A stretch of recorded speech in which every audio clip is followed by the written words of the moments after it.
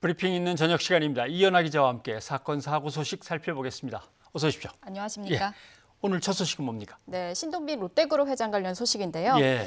박근혜 전 대통령 측에 70억 원의 뇌물을 건네고 회사의 비리를 저지른 혐의로 재판에 넘겨진 신동빈 롯데그룹 회장에게 징역형의 집행유예가 확정되었습니다. 대법원은 뇌물 공여 및 업무상 배임 등 혐의로 기소된 신 회장의 상고심에서 징역 2년 6개월에 집행유예 4년을 선고한 원심 판결을 확정했습니다. 집행유예가 4년. 네. 그러면 일단 CEO가 자리를 비우고 하는 그런 위기 리스크에서는 이제 벗어나는 거긴 한데요. 맞습니다. 상고심에서 최대 관심사는 그 네. 70억 원의 뇌물 공여 문제입니다. 이게 권력층에서 좀 도와주지라고 하니까 강압적으로 피해자가 돼서 슬쩍 갖다 드린 거냐, 아니면 적극적으로 뇌물처럼 갖다 바친 거냐, 예. 이 문제였던 것 같아요. 예. 맞습니다. 말씀하신 그 뇌물 공여 혐의가 사실 이번 재판의 최대 쟁점이었는데요.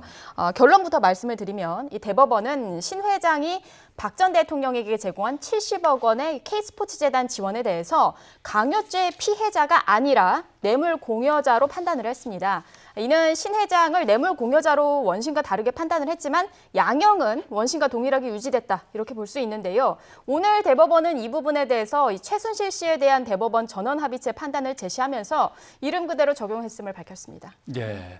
근데 거기가 좀 애매한 부분이군요. 네. 뇌물죄로 분명하다고 건너갔는데 왜 양형은 그대로냐, 이제 이런 문제군요. 근데 이제 예. 문제는 결국 1심하고 2심에서 내용이 달랐던 게 이제 문제가 되는 거겠죠. 맞습니다.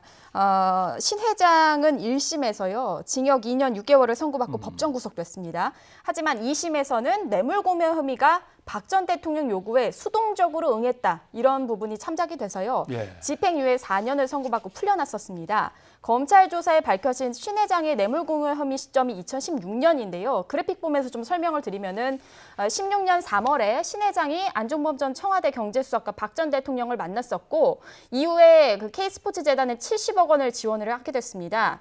그러니까 그 후에 면세점 사업이 탈락한 롯데가 이거 15년도에 한번 탈락을 했었는데요. 이후에 이제 사업자로 선정이 됩니다. 이 부분에 대한 혐의가 적용이 된 겁니다.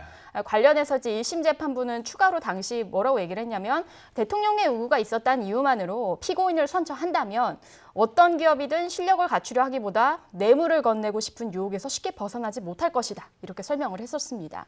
하지만 2심 재판부는 달랐는데요.